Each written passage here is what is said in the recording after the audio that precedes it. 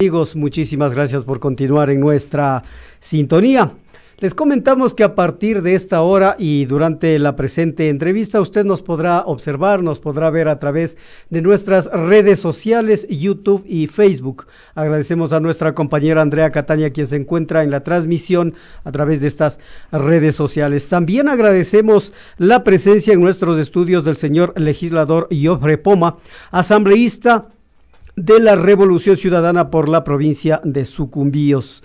Hubo impedimentos para que el señor legislador ingrese inclusive a la Asamblea Nacional. Hoy no pudo participar de la sesión de la Comisión de Soberanía y Relaciones Internacionales, de la que es parte, y es todo esto luego de haber dejado la cárcel número 4 en Quito por una decisión de un juez que le permite defenderse en libertad. Señor legislador Poma, muchísimas gracias por venir acá. Cuéntenos cuál fue la situación que usted tuvo que vivir hoy en la Asamblea Nacional cuando trató de retomar las labores que le corresponden. Buenas tardes y bienvenido. Buenas tardes, estimado José. Un saludo para todos los amigos oyentes.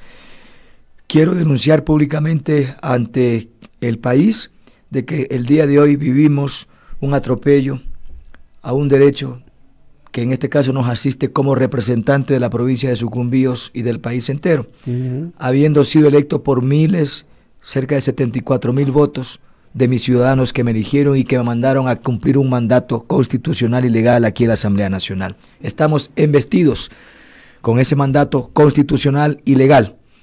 Y resulta que el día de hoy, cuando vine a presentarme, porque es de conocimiento público que ya ayer dejé la cárcel, por una supuesta paralización de servicios públicos me metieron presos, situación que nunca comprobaron. Ayer envié un documento al presidente de la Asamblea y al alcalde diciéndole mañana me presento, y efectivamente debía haber ingresado, pero resulta que al momento que ingreso con mis compañeros de la bancada de la Revolución Ciudadana, la escolta policial ha tenido ya una resolución lista para mí diciéndome que no puedo ingresar como asambleísta, que me vaya a registrar como ciudadano. ¿Qué les pasa? Saco mi credencial, les digo, aquí está, que es la que me otorga, en este caso, esa investidura, el Consejo Nacional Electoral. Y me dijeron, no puede pasar, tenemos estricta disposición del CAL de que no puede pasar. Entonces, con la escolta de mis compañeros y algunos ciudadanos, pudimos pasar, porque la asamblea es el espacio de los asambleístas, por supuesto, donde vamos los representantes electos por el pueblo a debatir. Es un atropello terrible, porque usted puede ingresar tranquilamente. Otra cosa es que usted no tenga al momento, según ellos, la autorización para participar en la sesión del pleno, en la sesión de la comisión a la que se pertenece, pero usted puede entrar tranquilamente. No se entiende por qué ese tipo de decisiones, ¿no? Se vivió así es, José, no avanzamos a entender, una arbitrariedad, y esto ya parece una dictadura, porque el escolta ha tenido lista, preparada la resolución, él ya sabía que nosotros íbamos, él ya ha tenido lista, y el comportamiento del escolta fue así en toda la asamblea. Es decir, yo ya no era casi considerado asambleísta, supuestamente una resolución del CAL que no puede estar por encima, de la Constitución y de la ley.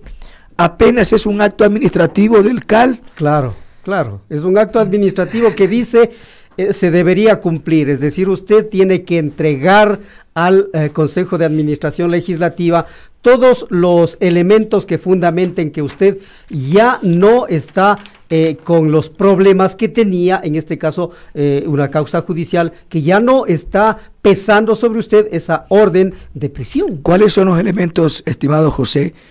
Primero, los que usted manifiesta, sí, mi presencia.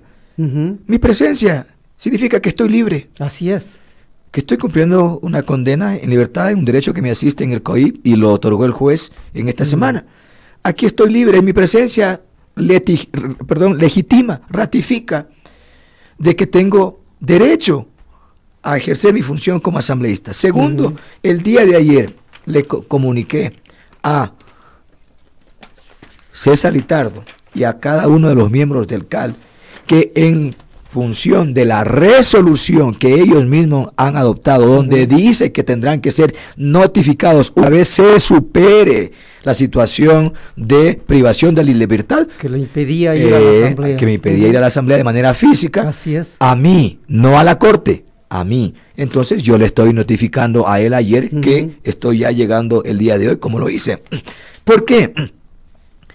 José, y el país tiene que saber, porque el CAL en este proceso administrativo, para poderme a mí inhabilitar y principalizar provisionalmente, como consta en la resolución, a mi asambleísta alterna, no pidió información a nadie, no pidió información a la Corte. Como debía ser. Como debía ser, si es que quieren ahora también pedir información. Lo hicieron por conocimiento público que había en los medios de comunicación. Debieron haber tomado la misma actitud, pero no. Detectamos que hay una consigna. Quieren quedarse con la curul. Como mi asambleísta alterna, pues está en el bloque morenista, es un voto, además es un voto que les conviene tenerlo en la Comisión de Soberanía, donde están apurados por aprobar el informe de la ley de movilidad que le interesa al gobierno. Ese es el fondo del asunto. Entonces quieren hacerse quedar el curul, un curul que le corresponde al pueblo de Sucumbíos y a la bancada de la Revolución Ciudadana. Así es. La ciudadanía de Sucumbíos votó por usted, le eligió a usted para que le represente en la Asamblea Nacional. Y ninguna autoridad puede, sin ninguna justificación, retirarle a usted ese cargo que ostenta ahora como legislador de la República. Así es, y están vulnerando ese derecho. Así es. La misma ley de la función legislativa dice que en el caso de la principalización a un asambleísta alterno o asambleísta mujer alterna, le corresponde ¿a quién? Al principal. Y yo no tengo que estarle notificando al CAL que voy a principalizar, así dice la ley. Yo simplemente en una cuestión de entre los dos, uno se le principaliza. Le notificará y a ella. Yo reasumo mis funciones y deja punto. De ser. Pero ahora han buscado un sinnúmero de argumentos ahí que quieren hacerse aparentemente muy burocráticos, con papelería y tanta cosa, cuando la ley es sumamente clara. El artículo 64 de la Constitución, el 115 de la Ley Orgánica de la Función Legislativa dice que en este caso un servidor público o un funcionario o una autoridad de elección popular no puede perder su cargo mientras no tenga sentencia ejecutoriada.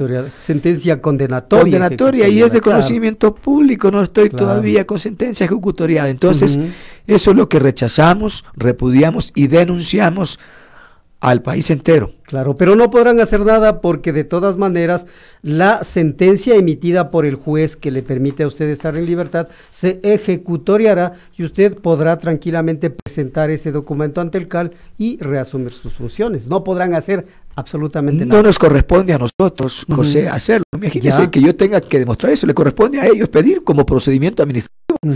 Pero de todas maneras... Pero lo mejor sería, ¿no? Para evitar ya la defensa nuestra lo ha pedido el día de hoy, para que haya ese documento certificándole, aquí está. Que ojalá eso siente precedente que en próximos casos, así mismo hagan cuando quieren ellos, y se trate de un asambleísta correísta, ahí sí violentan todo. Pero en otros casos, no, pues en otros casos viva la fiesta. Porque inclusive usted nos está contando que cuando usted estuvo privado de su libertad, a usted como asambleísta titular le tuvieron que notificar respecto de el juicio pedido al ministro de Finanzas. Además eso, mire José, en buena hora que usted me hace acuerdo de eso, porque miren cómo se contradicen. En el mes de noviembre, ustedes saben que he solicitado el inicio de un juicio político al ministro de Finanzas por todo el debacle económico que vive el país y por incumplimiento a los amazónicos, a la ley amazónica. La ley amazónica, no han cumplido, y no han cumplido todavía, no están asignando los recursos. Así dicen sus colegas. No están asignando los recursos, y por eso fue que le planteé el juicio político y voy a seguir en ese tema. Entonces, dentro del procedimiento, el CAL me notifica en la cárcel diciendo que tengo que presentarme, yo dije que no hay problema, que me pongan hora y día y que pidan las facilidades al SNAI. Entonces, ese documento me ratifica, me legitima que usted es el titular. Que yo soy el titular. Entonces, yo les pido de la manera más comedida al CAL que no se compliquen, es decir, no se compliquen. De todas maneras, ya se ha hecho la gestión, la papelería que aparentemente están pidiendo para que este tema llegue hasta ahí y ojalá pues no podamos tener mayores inconvenientes. Pero les decimos que nosotros no vamos a permitir que se vulneren derechos, mucho menos que se usurpen, que se quieran llevar a la fuerza una curul que no les corresponde. Es de sucumbíos y es de la bancada de la Revolución Ciudadana. Y es del asambleísta Jofre Poma. Señor asambleísta, ahora quisiera que por favor nos cuente qué experiencia le dejó esta entrada lamentablemente a un centro de rehabilitación como es la cárcel 4 de Quito. No se ha podido probar hasta el momento, como usted ha señalado y su abogado defensor, que usted cometió el delito de paralización de servicio por el cual a usted le llevaron a la cárcel, ¿no? Bueno, primero, José, el país debe saber que nosotros fuimos detenidos injustamente, ilegalmente, de una manera arbitraria, perseguidos por ser correístas, perseguidos. Eso se ve a leguas, sí, porque los demás, las demás personas que estaban igual en su misma situación, a ellas no se les pidió que se le encarcelen. Mire, hoy día que vine aquí a la asamblea, vi el edificio, porque yo no había visto eso, vi el edificio que estaba ahí quemado contra la Contraloría. De la Contraloría. Y pregunto a algunos compañeros que si ellos están procesados, los que están detenidos ahí, pero no hay ninguno preso. Solo los correístas fuimos los que pagamos cárcel. Entonces ahí se nota, como usted dice, a legua es una persecución, una dedicatoria. Y ahí nosotros hemos sido víctimas de la judicialización y la criminalización de la protesta. De la protesta que está garantizada en la Constitución, en el artículo 98. No nos han podido demostrar. Diana Salazar, ¿qué dijo? Con Petroecuador, que nos acusaron. Es que ustedes han paralizado el servicio público de bombeo de petróleo, 2 horas 17 minutos, 35.000 barriles multiplicados por el precio del barril de ese momento, 1.700.000. Plata de los ecuatorianos, por lo tanto, tienen que pagar prisión. Y además reparación económica a la víctima, al Estado. Dentro del proceso jamás nos pudieron comprobar, y tal es así que el juez de primera instancia rechazó y no hizo válido ese famoso informe, porque era unilateral, solo firmado por los mismos técnicos, por ellos. Segunda instancia, los 3 jueces por unanimidad le dijeron lo mismo a la Fiscalía y a Petroecuador: ese informe no tiene sustento. Entonces, si ese fue el principal elemento de convicción para meternos presos, si no le están dando validez, lo tumbaron, se les cayó, entonces, ¿por qué seguimos presos? ¿Por qué 3 compañeros más sencillos, humildes, siguen en la cárcel? Gonzalo, Carlos y Roberto. ¿Por qué? ¿Por qué estuvimos nosotros presos casi 5 meses? ¿Quién nos repara a nosotros toda esa situación? No han podido demostrar. Por eso desde la asamblea ahora voy a fiscalizar ese informe de Petroecuador. ¿Por qué, mi estimado José? Porque hay demasiada manoseo, demasiada sinvergüencería para poder dedicar a los correístas y meterlos presos. Mire lo que dijeron los de Petroecuador, que en 2 horas, 17 minutos, 35.000 creo barriles, multiplicados creo que por casi 50 horas que estaba el barril de petróleo, salían como 1.700.000. Le voy a hacer una matemática sumamente sencilla. Es decir, por hora casi se bombea, porque dijeron que ni un minuto se para el bombeo allá en La Guagrio. Ni un minuto. Funcionan las 24 horas del día y 365 días del año. Perfecto. Entonces, una matemática sencilla. 1 hora está produciendo 750.000 dólares casi, aproximadamente, que es lo que se bombea para acá a Esmeraldas. Entonces, 750.000 dólares por 24 que tienen, sale alrededor como de 54 millones de dólares por día. Si lo multiplicamos por mes, salen como 540 millones de dólares. Multiplicados por los 12 meses, salen como casi 7.000 millones de dólares. Ellos dijeron que nunca se para el bombeo, que nunca se detiene y que esos recursos son para todos los ecuatorianos para hacer las horas. Así lo dijeron cuando nos detuvieron, ¿se acuerdan? Hicieron todo un show ahí con algunos medios nacionales, algunos medios, sobre todo canales, con cuadritos, con imágenes y tanta cosa. Es decir, habíamos perjudicado el dinero para las obras del país.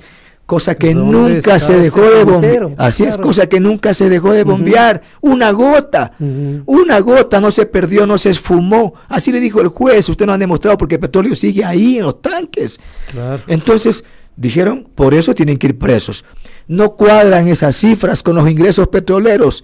Entonces los de Petroecuador en este momento deben estar diciendo, ¿y ahora por qué firmamos? ¿Por qué nos prestamos para firmar esos documentos para que encarcelen a pobre gente? Por eso les decimos aquí a los funcionarios que todavía en algunos casos pueden seguirse prestando para este tipo de cosas, ¿sí? nosotros vamos a hacer este proceso que nos faculta de fiscalización para que el país sepa la verdad y para que se siente un precedente. Aquí no se puede utilizar al Estado para poder condenar personas inocentes y sobre todo privarlos de la libertad. Señor legislador, usted puede defenderse ya en libertad. El juez le ha permitido conmutar esa prisión preventiva que tenía. ¿Qué es lo que haría falta para que a usted nuevamente lo vuelvan a privar de su libertad? Mire, tengo una libertad condicional, es decir, la figura de la suspensión condicional de la pena, que faculta en el mismo COIP. Estoy sentenciado, lo único que estoy haciendo es pagando mi sentencia, no en la cárcel, sino hacia afuera, cumpliendo algunas restricciones, algunas provisiones que las puso el juez, como por ejemplo, estar fuera aparentemente de reuniones que puedan incitar a aparentemente una paralización de servicio público, es decir, reincidir en el mismo delito, estar lejos de las instalaciones petroleras o no estar cerca de ellas. Ahí sí va a ser imposible, porque yo vivo allá rodeado de pozos petroleros, pues. Es decir, no me puede pedir que esté dentro de mi casa. La Guardia está rodeado de instalaciones petroleras. Para quienes no conocen, La Guardia tiene, es decir, aquí está al ladito está un pozo, al ladito está un tanque, al ladito está una refinería. Así vimos allá. Entonces, eso y otras provisiones como las de provisión de salir del país sin previa autorización del juez y provisión y presentación cada mes ante la Corte Provincial de Sucumbíos, ¿no? Pero en sí, en el fondo, lo que quiero decirle, estimado José, es que nosotros de la cárcel, con esa pregunta que usted me hacía, hemos salido, si bien es cierto, en términos espirituales, en términos de fe, en términos humanos, más fortalecidos, reflexionados, encontrados hacia adentro, pero en términos también la cárcel pule de reivindicación, de radicalización de los principios, de los valores. Es decir, salimos sin miedo, José, sin miedo. Como les decía ayer en un medio de comunicación, no les tenemos miedo. No me van a callar, voy a seguir denunciando. Cualquier situación me voy a seguir defendiendo, como me asiste la Constitución y la ley. Ya les perdimos el miedo, ya estuve en la cárcel. Ya me han hecho eso. Cuando uno está haciendo una acción política por convicción, por servicio a su pueblo, tiene que saber que debe estar preparado para perder riesgos, ¿no? Su libertad y a un rato también su vida. Y nosotros estamos preparados para ello, no les tenemos miedo. Y estamos, en función de cumplir la ley, la Constitución de nuestro país, dispuestos a seguir defendiendo a mi provincia y seguir defendiendo al país entero como lo hemos hecho. Gracias al paro, el país debe saber que no se aplicó el decreto 883. Si hay un responsable de todo lo que pasó en el paro, ese presidente Lenín Moreno, pues, ¿por qué él firmó el decreto 883 que generó toda la revuelta justa? Casi no se habla, lamentablemente, de las causas que provocaron de ahí empezó el estallido todo. Social. Claro, de ahí empezó todo. Ahí empezó todo. Ese incendio de Contraloría fue por la emisión de ese decreto. ¿Quién firmó el decreto? Lenín Moreno. Y nos terminan dando la razón después, porque ante la presión y ante la amenaza de que podían ya sacarles del poder, ¿qué hicieron?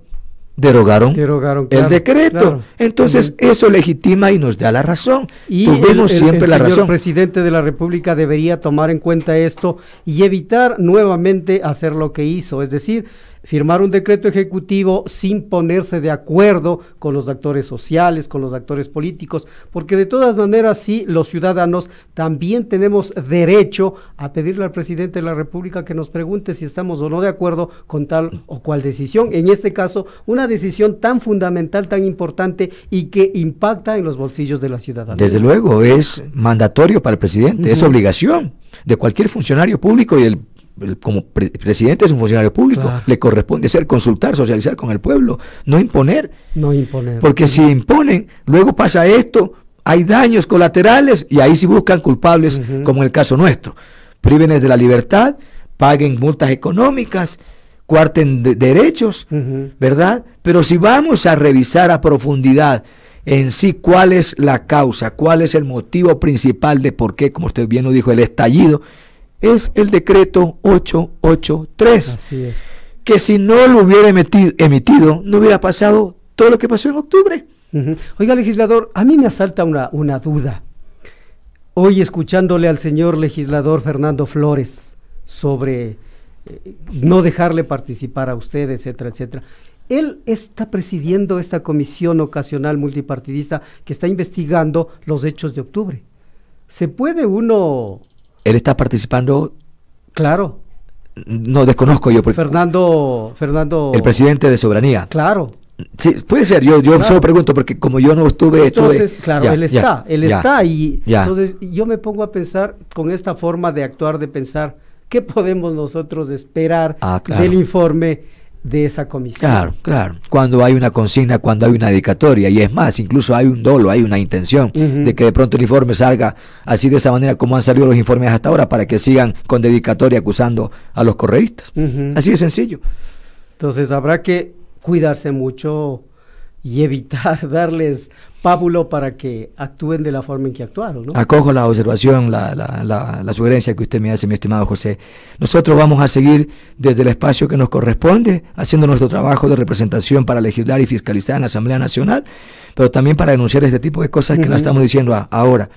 En el caso nuestro, vamos a seguir peleando la inocencia. Somos inocentes, José. Claro. No nos han podido mostrar. Uno vivió el proceso de instrucción fiscal luego de juicio. Las pruebas nunca las tienen, no las tienen. Claro, por eso el juez sentenció además, lo que hizo, ¿no? Y en las dos instancias, lo que le decía de Petroecuador, se les cayó todito. Es decir, la prueba mayor que tenían de la pérdida se les cae. Y ahora, yo sí les dije a los funcionarios, tendrán cuidado porque nosotros vamos a pelear hasta las últimas instancias, ya saldrán del poder, pero después vienen los juicios de repetición. Claro, hay la posibilidad. Vamos a ir a demandas internacionales y luego ahí sí no van a estar los que les están dando las órdenes para que ustedes respondan, pues. Entonces, creo yo que este mensaje para que ya no se presten para esta, porque es demasiado evidente la persecución hacia, en este caso, los correístas, hacia quienes somos de esa línea política de la Revolución Ciudadana, tal es así que incluso se atrevan hasta querer usurpar un cargo que no les corresponde. Muy bien, muchísimas gracias al señor Jofre Poma, asambleísta de la Revolución Ciudadana por la provincia de Sucumbíos. Muchísimas gracias. Gracias, estimado José. Vamos a hacer una pequeña pausa y ya retornamos, amigos.